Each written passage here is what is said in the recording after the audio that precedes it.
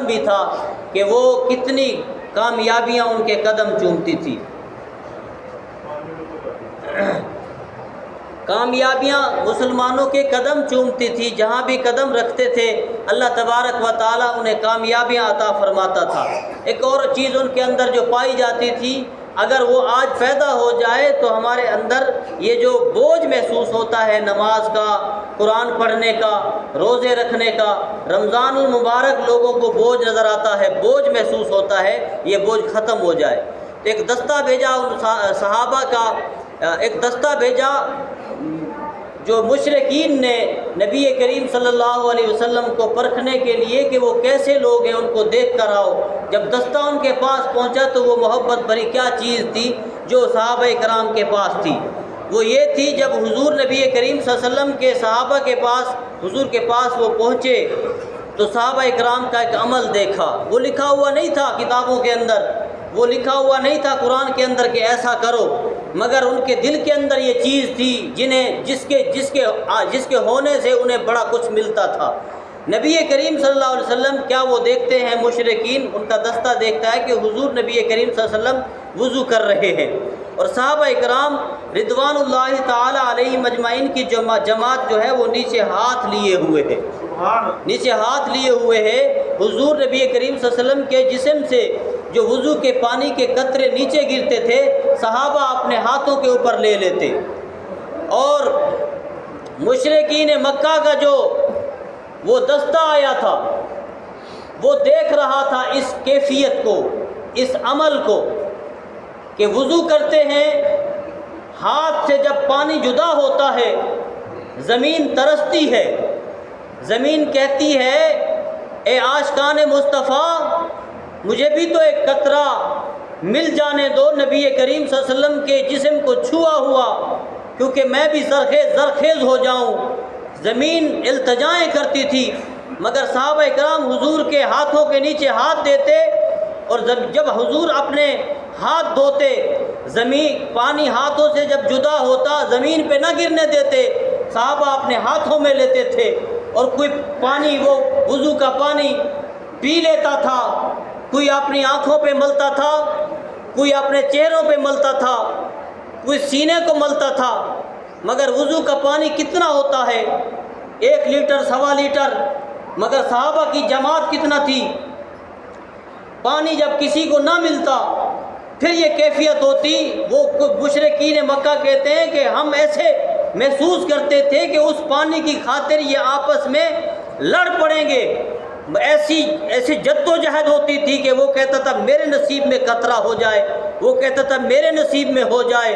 نہ کوئی کتابوں میں لکھا تھا، نہ یہ کوئی قرآن میں حکم آیا تھا، مگر ان کے دل کے اندر اتنی محبت تھی کہ وہ نبی کریم صلی اللہ علیہ وسلم کے جسم سے لگا ہوا پانی نیچے نہیں گرنے دیتے تھے۔ اگر کسی صحابی کو نہیں ملتا تھا دوسرے صحابی کے ہاتھ کے ساتھ ہاتھوں کو مس کرتا تھا، پھر یہ وہ تبرک جو ہے اپنے ماتھے کے اوپر مل لیا کرتے تھے۔ مگر جب وہ مشرکین مکہ نے یہ حالات دیکھا تو واپس گئے، انہوں نے اپنے سپہ سالار سے کہا کہ تم مجھ سے جنگ نہیں لڑ سکتے۔ کیا کہتے ہیں وہ؟ کیا کہتے ہیں وہ؟ کہتے ہیں کہ کیا دیکھ کر آئے ہو؟ کہ ان کے پاس سامان زیادہ ہے۔ یہ جھولی جو ہے میرے والد صاحب کی خدمت کی ہے، انہوں نے مسجد کی خدمت کی۔ اللہ تبارک و تعالیٰ نیکی کا جو صلہ ہے وہ عطا فرماتا ہے۔ نیکی جب بندہ کوئی بھی کرے، چاہے تھوڑی کرے چاہے زیادہ کرے، اس نیکی کا صلہ اسے دنیا میں بھی اللہ عطا فرماتا ہے اور آخرت میں بھی اللہ عطا فرماتا ہے۔ تو خدمت جو ہے وہ کرتے رہے۔ مسجد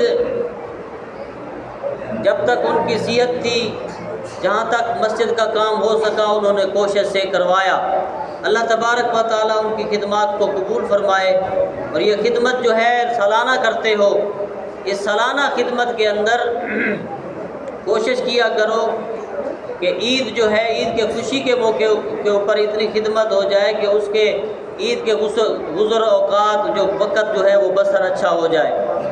تو میں یہ کہہ رہا تھا کہ جس کے دل کے اندر نبی کریم صلی اللہ علیہ وسلم کا عشق جو ہے وہ موجزن ہے، جو حضور کے ساتھ عشق کا رشتہ رکھتا ہے، محبت رکھتا ہے، اس کے لیے نیکی کرنا آسان ہو جاتی ہے، کیونکہ نبی کریم صلی اللہ علیہ وسلم کی ذات ہی ایسی ہے جہاں سے فیض ملتا ہے، جہاں سے ایک طاقت ملتی ہے، جہاں سے ایمان ملتا ہے۔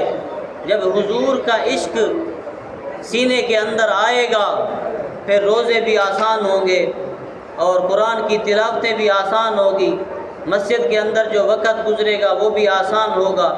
تو یہ دل کے اندر جب محبت پیدا ہو تو پھر یہ چیزیں اللہ تبارک و تعالیٰ اس کے لیے آسان کر دیتا ہے۔ کچھ لوگ ایسے ہیں جو سال میں عید کی نماز بھی بمشکل پڑھ سکتے ہیں، اور کچھ لوگ ایسے ہیں جو دن کے اندر 5 دفعہ حاضری دیتے ہیں، ان کا حاضری دیے بغیر ٹائم گزارا نہیں ہوتا۔ یہ اللہ تبارک و تعالیٰ کا کرم ہے۔ دعا کرو اللہ تبارک و تعالیٰ کی ذات سے کہ ہمیں نیکی کی توفیق عطا فرمائے۔ اور یہ بات بھی آپ نے ذہنوں میں ڈالو کہ کوئی بندہ کہتا ہے کہ میں خوراک بڑی کھاتا ہوں، میرے جسم کے اندر طاقت نہیں آتی۔ جسم کے 2 حصے ہیں اللہ نے بنائے، ایک جسم ہے، ایک اس کی روح ہے۔ ایک جسم ہے، ایک اس کی روح ہے۔ جسم کی خوراک روٹی کھانا پانی ہے، روح کی خوراک جو ہے وہ ذکر ہے۔ اور جس نے اپنے روح کی خوراک لینا چھوڑ دی وہ ظاہری طور کے اوپر تو زندہ چلتا ہے مگر اندر سے وہ مر چکا ہوتا ہے۔ یہ پکی باتیں ہیں، آپ کو میں بتا رہا ہوں۔ جس کے اندر وہ کہتا ہے کہ میرے اندر طاقت نہیں، میں خوراک کھاتا ہوں مجھے فائدہ نہیں ہوتا، میرے جسم کے اندر سستی کاہلی ہے، غفلت ہے اور طاقت نہیں ہے، مجھ سے کام نہیں ہو پاتے، وہ یہ سوچے کہ وہ جسمانی طور کے اوپر تو وہ زندہ ہے مگر روحانی طور کے اوپر وہ مر چکا ہے۔ مرنے کی اس کی کیا وجہ ہے؟ اس نے اپنی روح کو خوراک دینا چھوڑ دی۔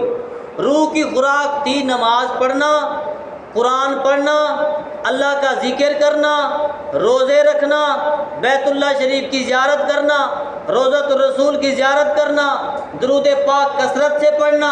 یہ چیزیں اس کے اندر روح کی اس کی خوراک تھی۔ جب جسم کو خوراک دیتا ہے، روح کو خوراک نہیں دیتا، جسم زندہ رہتا ہے، روح مردہ ہو جاتی ہے، اندر سے وہ مر چکا ہوتا ہے، باہر سے وہ زندہ نظر آتا ہے۔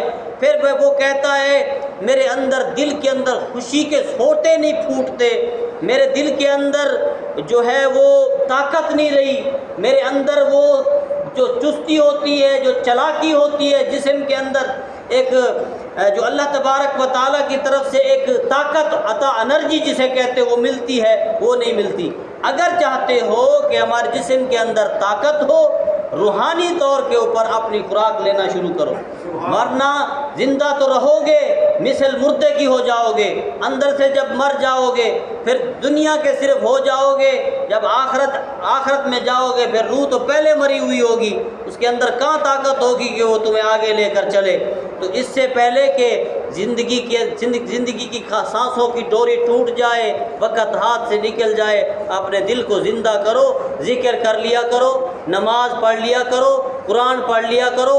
اگر ان چیزوں سے دور ہو جاؤ گے تو یوں سمجھ لو کہ ظاہر طور کے اوپر تو زندہ رہو گے، پھر جسمانی روحانی طور کے اوپر اندر سے مر چکے ہوگے۔ ایک بات یہ، دوسری یہ، گھر کے اندر برکت، گھر کے اندر رحمت، گھر کے اندر رزق کے اندر جو ہے وہ معاملات یوں چلتے ہیں اگر یہ نماز، یہ قرآن، یہ مسجد کی برکتیں اور یہ رمضان المبارک کے روزوں کا فیض، نبی کریم صلی اللہ علیہ وسلم کے محبت کے رشتے، یہ چیزیں جو ہیں گھر کے اندر برکت لانے کا سبب ہیں، فصل کے اندر برکت لانے کا سبب ہیں۔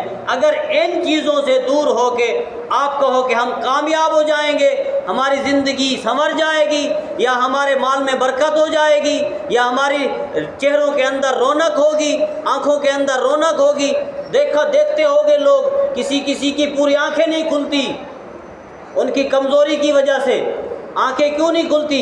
آنکھیں اس وجہ سے نہیں کھلتی کہ رزق کی جب تنگی ہوتی ہے، گھر کے اندر رحمت ختم ہو جاتی ہے، بندہ پریشان ہوتا ہے، اندر سے تو وہ مرا ہوتا ہے، ذکر کو دور کر لیتا ہے اپنے آپ سے، دنیا کے دلدل میں پھنس جاتا ہے، پھر کہتا ہے 1000 کماتا ہوں تو برکت نہیں، لاکھ کماتا ہوں برکت نہیں۔ دولت تھوڑی ہو مگر اللہ جب برکت ڈال دیتا ہے تو پھر وہ لاکھوں میں کام کرتی ہے، زیادہ دولت ہو خدا برکت اٹھا لیتا ہے تو پھر وہ ہزاروں کے برابر بھی نہیں ہوتے، لاکھوں روپے۔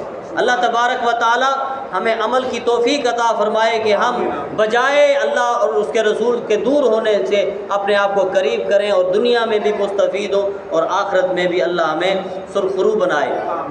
عید الفطر کی نماز کا طریقہ نبی کریم صلی اللہ علیہ وسلم نے فرمایا اپنی عیدوں کو تکبیروں سے زینت بخشو۔ اب میں ایسے طریقے سے آپ کو سمجھا رہا ہوں کہ 6 تکبیریں ہوتی ہیں، 3 تکبیریں پہلی رکعت میں، 3 تکبیریں آخری رکعت میں، نماز ویسے ہوتی ہے۔ اور 3 تکبیریں جو پہلی رکعت میں ہوتی ہیں وہ ثنا کے بعد ہوتی ہیں، اور جو 3 تکبیریں آخری رکعت میں ہوتی ہیں وہ تلاوت یعنی سورت ملانے کے بعد تلاوت ختم رکوع سے پہلے ہوتی ہے۔ پہلی رکعت میں پہلے اور دوسری رکعت میں تکبیریں آخر میں۔ اور یہ نیت اس طرح ہے، 2 رکعت نماز عید الفطر بمائے واجب 6 تکبیروں کے واسطے اللہ تبارک و تعالیٰ کے، بندگی اللہ تبارک و تعالیٰ کی، آپ سب کہو گے پیچھے امام کے اللہ اکبر۔ اور اگر لمبی کرو تو یوں کر لو، میں نیت کرتا ہوں نماز کی 2 رکعت نماز واجب بمائے 6 تکبیروں کے، بندگی اللہ تبارک و تعالیٰ کی، پیچھے امام کے اللہ اکبر۔ صفحے بنا لو۔ عید الفطر، عید چھوٹی ہو یا بڑی ہو، عید کی نماز پہلے ہوتی ہے، خطبہ اس کا بعد میں ہوتا ہے، جمعے کا خطبہ پہلے ہوتا ہے اور نماز بعد میں ہوتی ہے۔